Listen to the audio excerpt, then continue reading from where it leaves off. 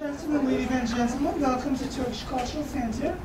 This is our second Abraham's Table of this year, and we are so glad to see you all with us, even though today we were expecting a tornado. But thank you so much for the speakers to be with us, and also for you, all of you, for being with us this afternoon.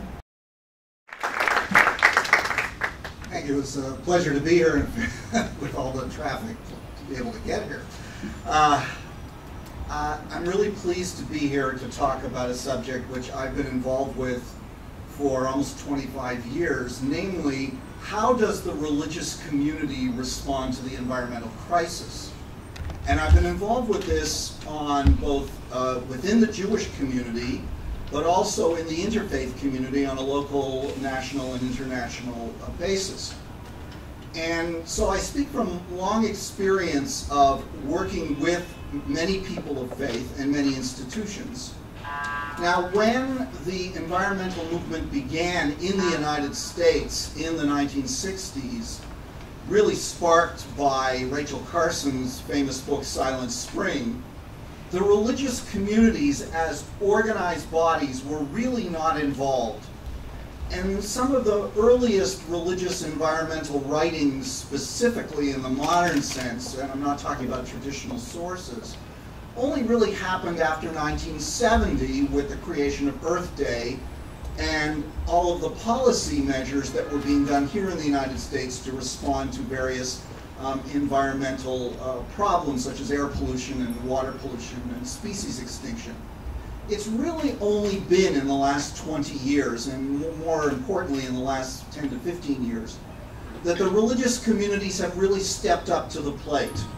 They've really made an effort to organize within themselves, as well as through certain interfaith groups, to try and get the religious communities to become leaders in helping to deal with the environmental crisis.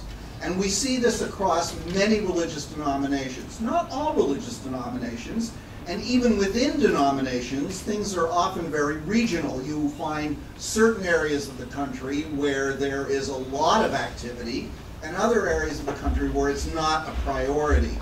And even within my own religious denomination, which is that of conservative Judaism, there are some synagogues which are doing an awful lot on this subject, and others that are not doing so much. And it's only recently that the movement has decided to make a movement-wide effort in terms of environmental action.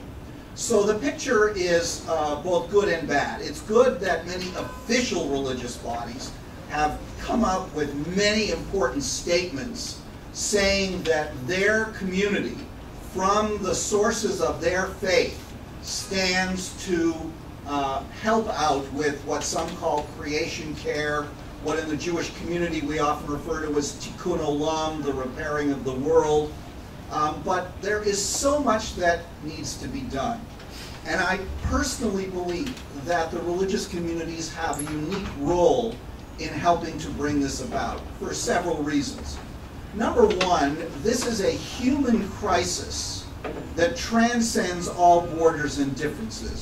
And so it is relatively simple for religious denominations to get together on this issue. People may come at it with different kinds of language and different approaches.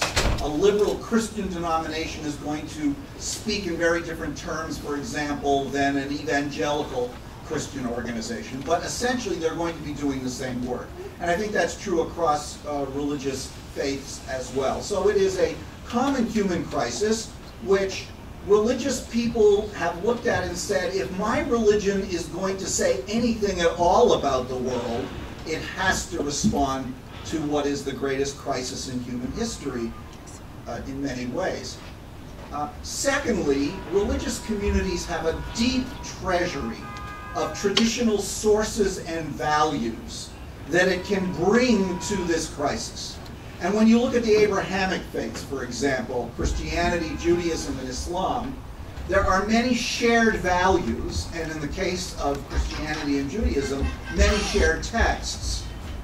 And we are able to bring these traditional sources, translated into a modern idiom, and we're able to bring them to the table and make government people listen to us. Because one thing that government people do is listen to religious communities, and I've personally seen this happen. And when religious communities get together in an interfaith coalition, it becomes that much more powerful. The last point that I want to make is that within religious communities, congregations can become beacons of environmental action for their members. So if a church or a synagogue or a mosque begins to green their facility, change their light bulbs, do a high level of recycling, do an energy audit, do a waste audit, create a community garden, get involved in a CSA, a community-supported agriculture, link with other religious communities in their neighborhood to do environmental cleanups and action, then the members of that congregation are going to learn those values. And of course, it's not just about facilities, it's also about preaching, it's about teaching, it's about worship. How do you integrate these things into the full life of a community? Then that religious community can become a beacon and a model even for people who are not formally affiliated. And one of the successes of Hazon that I'm now working with is to take sort of unconventional ways of approaching the religious, the environmental crisis. And it started off as people doing bike rides and calling them Jewish environmental bike rides. And they attracted people who were not connected to the Jewish community in a formal sense, and they never have been connected to environmentalism in a formal sense on both ends, and brought them into both of these things. For some, it brought people into the Jewish community. For others, it brought people into the environmental community.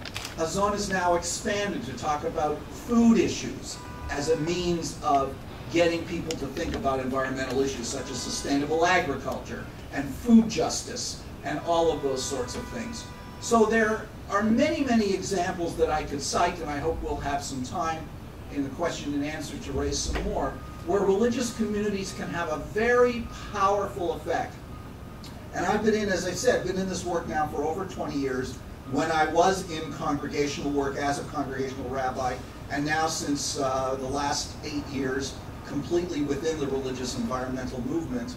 And I am optimistic that our faith communities can help to turn the tide and can help bring about the true repair of the world. Thank you again for inviting me. Father Michael. It's a particular delight for me to be here tonight at the Turkish Cultural Center, principally because as a priest in my 32nd year now, it's an old bio, of the Ecumenical Patriarchate, which is in Istanbul and has been there for 1,700 years. So I'm very familiar with Turkey. I don't speak it, but I go frequently to Turkey. In fact, I was just saying I'm going next week to Istanbul for a short trip, and I always enjoy it tremendously. So it's a delight to be with all of you. I don't get to do as much interfaith work as I would like to do, so I'm delighted to be with both of you tonight. It's, most of my work is within the Orthodox Church, the relationships between the Russian Church and the Bulgarian Church and the Greek Church, etc., and in the Christian ecumenical movements. But I have a great burden tonight because I'm representing all of the Christians. Yes, I'm the only Christian up here, but actually it's only the Orthodox. But hopefully I think I speak for the Roman Catholic Church and the Protestant Church in terms of the ecological and environmental consciousness. This subject is also very dear to my heart because of the involvement of His All Holiness Ecumenical Patriarch Bartholomew for the last 20 years of his patriarchy, and before, in these 50 years of church service. He has, I consider him, and many people consider him, he's earned the moniker, the Green Patriarch. Al Gore gave that to him, the Vice President in 1997, as kind of the spiritual leader, and from the Christian point of view, of the environmental movement. He's convened 8 environmental symposia around the world, from as far away as the Arctic, the Black Sea, to the Amazon. He was here 2 years ago at the Mississippi, doing and raising consciousness, bringing together theologians, scientists, journalists, media, to investigate how we can repair our world. He has written extensively, and he's had a good impact on the environmental movement. I had some personal connection with this because he gave a very important speech in Santa Barbara, California, about in 1997, as a matter of fact. And for that visit, his first visit to the United States, I was his translator. So I translated the speech. And I'd like to read you something Carl Pope, the executive director of the Sierra Club, says about that speech from this wonderful book, Holy Ground, a gathering of voices on caring for creation, of interfaith voices published by the Sierra Club. I just want to read what Mr. Pope said. He says, "My first encounter with the intersection of faith and the environment came 10 years ago in Santa Barbara at a symposium hosted by the Ecumenical Patriarch Bartholomew, leader of the Orthodox Church and the first voice in this volume. I confessed that my generation of environmentalists had sinned. In the heady aftermath of the first Earth Day, we had walked away from the churches, the synagogues, and the mosques, and the temples, from the very institutions to which millions of people turn when seeking to live out their deepest values, and we thereby risk turning the environmental ethic into an environmental subculture." And I remember that at that occasion in Santa Barbara, after he heard the patriarch speak, he actually wept and went up and he says, "You know, I want to confess to you, we disregarded religion. And as you said, religion in many ways had disregarded the environmental movement, but in the last 20 years, they have come together. And they've come together in a very powerful and I think in a very important way. And I think what the rabbi said is very true, especially in the interfaith community. And it just doesn't mean the Abrahamic faith. I mean, we're talking the Hindus, Buddhists, the Zoroastrians, Shinto, Taoists, from all the animists in particular, from all perspectives of the religious community, we can all share this plan. It's just a very simple reality. We happen to all live on the big blue marble. And if we all don't take care of it, you know, we're not going to be able to survive as a species, as a race of humans. And that's what His All Holiness has done, I believe, and that's the contribution that I would say from a Christian perspective, particularly an Orthodox Christian perspective. And I want to say before I get into that a little bit more, that His All Holiness is also leading the Orthodox Church worldwide in this. The Orthodox Church is approximately 300 million people in the world. Most of them are obviously Russian Orthodox. Ukraine, Russia, Romania are probably 2/3 of the Orthodox Christian Church.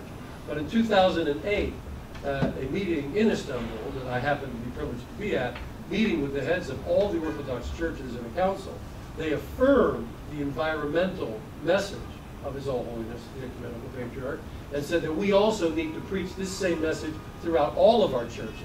And, you know, eventually it works its way down to local parishes, and as the rabbi also observed, sometimes it's the local congregation that works its way up and bears witness to the greater institutional fabric of whatever religious body it is. His All Holiness has made it very clear that a sin, that to damage the environment is a sin.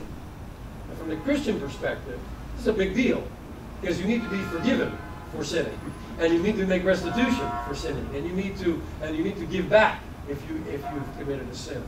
And so this theology that is innate in the Christian church, but he has explained it in a way, and I want to read just a few passages. I hope you don't mind. He is a much better thinker and a much better writer than I am. And if he were here, he could speak to you in perfect Turkish as well. He speaks 8 languages fluently, Turkish obviously being one of them since he was born and raised in Turkey. But he says the following, and I think this is very important. He says, "I believe that the burning issue of the environment must be addressed at its root. And the root of this problem is the root of so many other problems: humanity. The problem lies in the choices we make on a daily basis in our personal lives, whether as individuals, as societies, or nations. Human beings exploit their identity as the only rational beings and externalize their selfish attitudes, thereby inflicting significant and irrevocable damage on nature.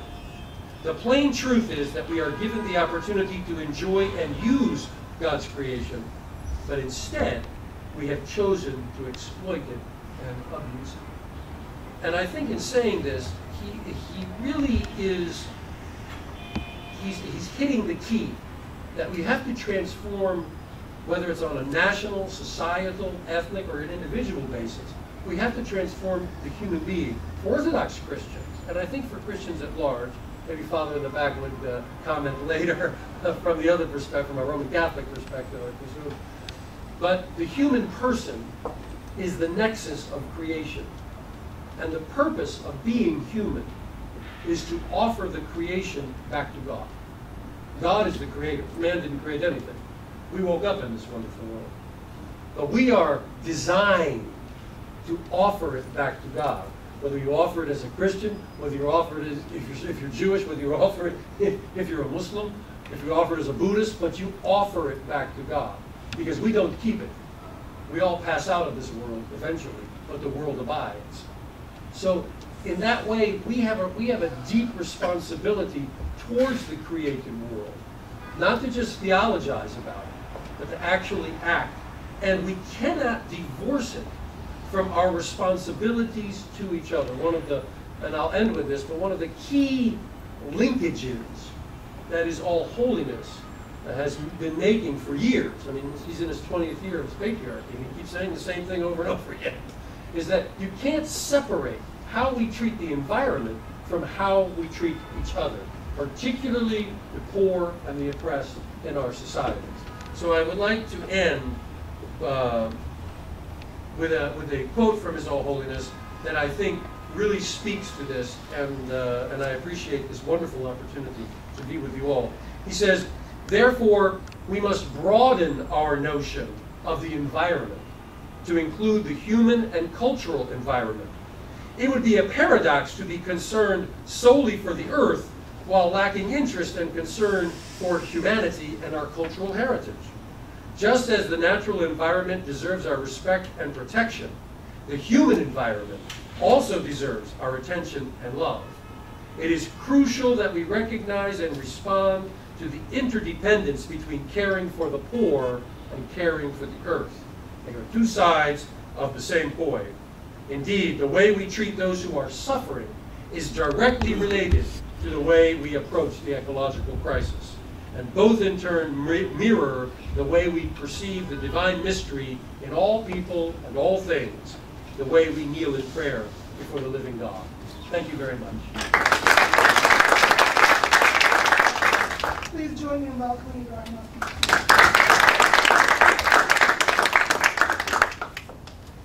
Greetings, everyone. I want to thank the Turkish Cultural Center for your awesome welcome and invitation, and the scholars here for their, and we've met before. Yes, yes. So first, before I begin, I want you to give yourselves a round of applause, please. Give yourselves a round of applause. There's a lot of other places that you could be right now, but we're having this conversation together. And I think the patriarch would agree with this statement that the way we treat the planet is a reflection of the way we treat ourselves. And I think that sometimes that's what really brings it home for me, is that the way we treat the planet is a reflection of the way we treat our own selves. And so just work with me for a little bit before I get into a little detail, just to illustrate this for a moment. So I'm going to ask for a call and response, which means I'm going to ask you something, you have to respond, you have to say something. All right? Can everybody do that? Yes. Okay, okay. So the question I'm going to say is, what would you feed cat food to? What do you feed cat food to? Cat. Okay, very simple. What do you feed dog food to?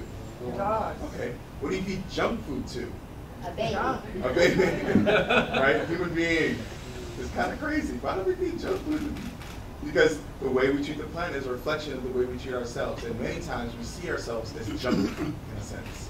You know, that's what we feed ourselves with. So I think it's just something to be mindful of. A gentleman named Yasser Saeed, who started a service called Green Zabiha, where he goes out and he gets halal, grass-fed, organic, and he makes sure it's slaughtered in the traditional Islamic way, and then he mails it to people. You know, it's a service you can order.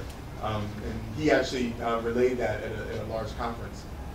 So the question, you know, I wrote a book called Green, What Islam Teaches About Protecting the Planet. The question is, who am I? You guys are like, who's this guy, right? And how come he wrote this book? And also, what does Islam teach about protecting the planet? Who am I? I'm not a religious leader, nor am I a religious scholar. I'm an organizer, and I'm an activist. And right now, I work in New York City Mayor's Office of Long-Term Planning and Sustainability. I work on the most pressing environmental issues that affect this city. So I work on water, energy, transportation, climate change, all of the policy that relates to all of these areas. So that's the work that I'm steeped in every day. Anything that you see in the news that Mayor Bloomberg talks about that relates to the environment, that comes out of the office and the team of people that I work with. So every day I'm thinking about the water, you know. And so I think you guys would agree with this next statement, that the environment is where we live and work and play. The environment is about the air we breathe. It's about the water we drink. The environment is not some giant living in the hillside. You know, that everyone's like, oh my God, the environment. No, the environment is actually, and like you were just illustrating, the environment is actually how we interact with each other and how we live our day-to-day lives. And, you know, there's two ideas that have really jumped out at me. You know, I've been talking about Green Dean for some months now. And, you know, and ripping off of your comments around, this is what I think is great about this kind of conversation. It's cool to go last.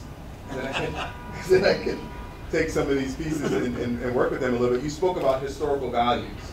And I think some of the shared values that we all have is around justice and this idea of balance. You know, that human beings were made to be here.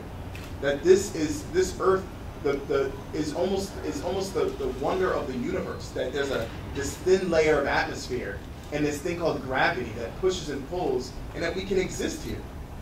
And it's an amazing miracle of the universe, that we actually exist and that we breathe air and there's water that we can drink. And so God has put us here in this wonderful state of balance. And in Islam, we speak about disturbing the balance is doing injustice. Disturbing the balance is doing injustice. And disturbing the balance is pollution. It's corruption in the land, in the air, and in the sea. And in the Quran, Allah speaks about that corruption in the land, the air, and the sea is so that we get a taste of our own misdeeds. Right? And there's evidence in the Quran that speaks about climate change, that speaks about what is our human responsibility. Now, I want to, you know, for those of you that, and this is beautiful, thinking about from the Abrahamic faith perspective, that there's two basic ideas that I think that Islam teaches about protecting the planet, and they're really basic, and I think we can all share them. Number one is that all of the prophets, going back to Adam and Prophet Abraham, all of the prophets, all the way up, they all left us better than they found us. Right? They left us better than they found us. One of the basic principles in Islam about charity is that you can be a broke person, you can be completely destitute, but the most simple form of charity is a smile. Right? When you see someone, you smile at them, that's the most basic form of charity. So this idea of being the Khalifa, this idea of having dominion over the earth and to be fruitful and to multiply, this idea of human beings being the stewards of the planet, this idea is also that we're supposed to leave the planet better than we found it. How do we leave the planet better than we found it? Because I think fundamentally, we didn't inherit, like you said, we don't own anything on this earth. We actually inherited it from those that have come before us, and we are preparing to leave it to those that are coming after us. You have grandchildren. I have alhamdulillah, my wife is pregnant right now. So, you know, this is something that's very present for me, thinking about what are we going to leave to those next generations. So this idea that, to me, that's the essence, is leaving something better than we found. That's the most basic. And as children, we learn it. You know, you leave a room better than you found it, right? The kids make a mess in the kitchen. The parents come in and say, clean it up. You made the mess, clean it up. You know, I used to work for Outward Bound. I used to do outdoor education trips. We used to leave our campsites in the natural world better than we found them. You know, this is the most basic idea, and I think we all share it in our basic faiths. And all of the prophets left us better than they found us. We wouldn't even be here in this room if those prophets hadn't come and shared God's truth with us. And then the other, I think, in terms of the other main idea, the other big idea that's jumped out at me is this idea of agency and of doing and of action. You know, in the Quran it says that you know, that God will not change a condition of a people until they change that which is in themselves. That we can pray, but we also have to do. We have to be active in doing things. right? And that's the beauty of our faith, is that it's a challenge. Every moment of our life on this earth is a challenge and a test of our will and of our commitment to God and our commitment to each other. And so I think that that's something that's really empowering for me. So when I see evil, I'm supposed to react and respond to it. And I know that a situation where people are dumping toxins based on greed into water that we have to drink is evil. And then I have a responsibility to speak out and step up against it. Now, one of the most basic ideas that, as I close down and I want to share, actually two more ideas. We spoke about congregations as beacons. And when, was anyone here during the blackout in 2003? Does anyone remember the blackout? Yeah. So during the blackout, I remember it was a great moment. You know, people talk about tragedy. Those are opportunities for learning, right? Those are opportunities to share and to really, and thinking about these retrofits and the importance of bringing that to congregations. How do you even start the conversation? I think the Muslim community has been a little bit behind the Christian and the Muslim and the Jewish community in really thinking about these things in an advanced way. And so I remember going to some imams right after the blackout and saying, imagine if all of the mosques and churches and synagogues had light. Imagine if all of the mosques and churches and synagogues had light in the middle of this abject darkness across multiple states, that the only beacons of light were churches and synagogues and mosques. How could we do that? And some of these imams were like, yeah, how do we do that? How do we do that? We have to think differently. So that the people like Rabbi Larry that have been leading this charge for years, that have been talking about this, like the patriarch that have been talking about this for decades, those ideas need to be put front and center and be made as part of our dawah, as we call in Islam, about how we go out to the community and share what we have. Because the most important thing we can do, and many of you have children, you know, you can tell them no all day long, but you have to demonstrate what you want them to see. You have to show them, right? People learn by doing. They learn by their experience with something. Now, the final thing I want to share is just this idea. Well, it connects to the. There's around the same time as Silent Spring, there was a man named Sayyid Hussein Nasr who wrote a book called Man and Nature. And in this world of Islam and the environment, I wrote a book, but he wrote the first book within the Western context that really relates to this. So if any of you are really curious about this, Sayyid Hussein Nasr, he's still alive. He's a teacher at, I believe, Georgetown. And he's just a beacon in this field of really laying out the connections. And Man and Nature really shows these connections between our faiths that relate to this. Now the beauty of this, and I'll just be very frank, the beauty of this for an interfaith conversation is that we don't have to talk about creed. We don't have to talk about what you think God is. We don't have to even go there. You know, and some people are like, we don't have to talk about it. We have work to do. It's just work to do. Because we're not going to be judged by God based on how we treated God. We're going to be judged by how we treated each other. Differences or not. And I think that that's the most inspiring part for me. That I can have a conversation and really sit down with us and deal with this common ground as you spoke about. This true common ground. And literally, you know, the Native Americans have a saying called Kea. And Kea is they call it home. And Kea actually literally means the land beneath your feet. Right? That's the only home any of us really ever has. The land beneath our feet. So I'm honored to be here, and I look forward to the give and take and to the iterative part about this. So thank you very much. Salam alaikum. Thank you so much, Timothy. I think one of the things that I've heard from my parents for the first time about the environment and keeping the planet clean is like one of the hadith, it's one of the sayings of Prophet Muhammad. He said, even though there is a day of judgment, we have like a plant, just plant it. I think the Jewish tradition, which I met a Jewish friend last week, and you have similar idea, right? Yeah, there's a statement in one of our rabbinic traditions that if somebody tells you the Messiah has come while you're planting a tree, finish planting the tree and then go see what's going on. So I think, personally, what I'm experiencing, what I'm learning of, participating in these interfaith, discussions, I learned that, all these religions, not only Abrahamic religions, but other religions as well, we have a lot of common grounds, we have a lot of commonalities. I think, as we come together to learn this, and we see that, the other religion is not far away from the religion that I believe. So I would like to thank all our speakers for their wonderful presentations. Now I would like to give the mic to the floor. So if you have any questions, so I can give the questions for our speakers. Yes.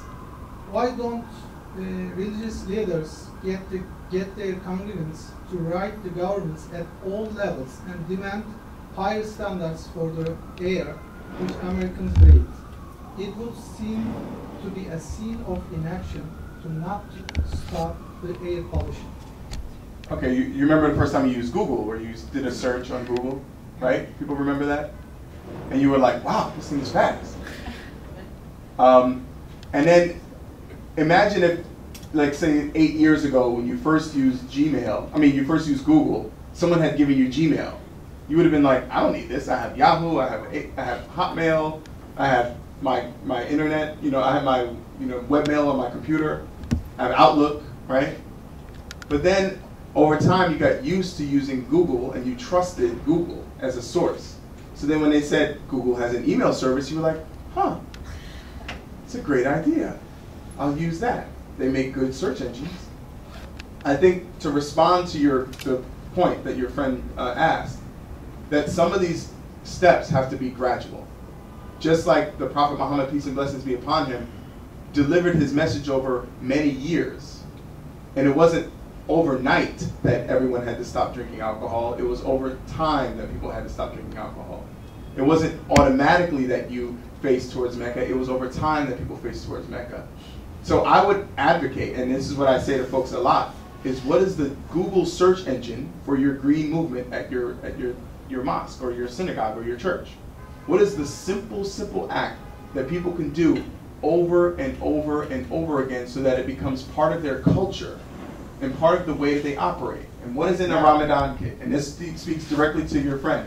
A Ramadan kit has your plate, your cup, your spoon, your bowl, everything you need when you're going to a breaking fast dinner, so that you're not coming and expecting to throw away piles of garbage after you break your fast.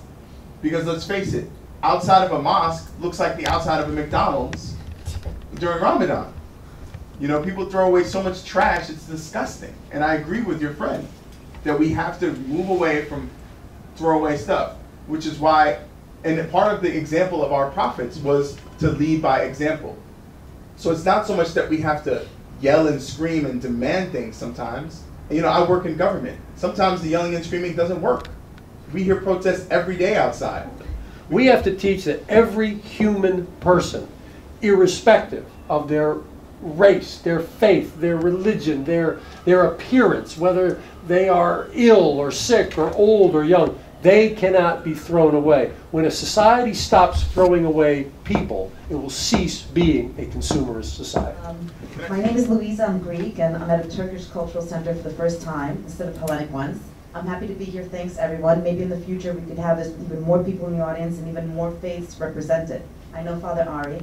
So maybe I missed it at the beginning, but are there any action plans where our faiths here or other faiths are actually getting together on a microcosm or macrocosm level right now in New York? Are things happening in the UN with the environment or in New York City? And sometimes it's on a local level, sometimes it's on a regional level. There's the National Religious Partnership for the Environment, which is a national interfaith group. The UN, there has been some work. I've been involved in some stuff at the UN. There's been occasional conferences in the Mediterranean. Back in 2005, I was actually at a conference in Iran that was an interfaith conference on religious civilizations and the environment. This was before the present government was in power. But there isn't enough. There needs to be more. And there needs to be more on both a national and an international level. But very often on a local level, there's a lot of cooperation between faith communities. But I think you will always see that, as you said earlier, it's the one thing we can always come together on, and we don't have any theological differences. Because we really don't care about our theological differences. As I said earlier, we all live on the same planet. That's the bottom line. And we all have to share the same air and the same water and the same land. So I think there's a great deal of potential. It's already there, and I think it's being actualized on many, many levels.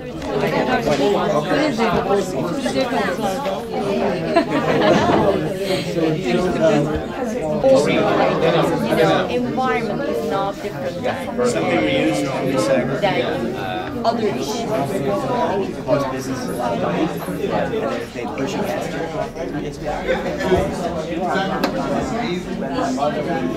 We would reuse the film, yeah, or foil, or aluminum foil, or right. But with America, problems are for all human beings, and also the religion can only solve this problem.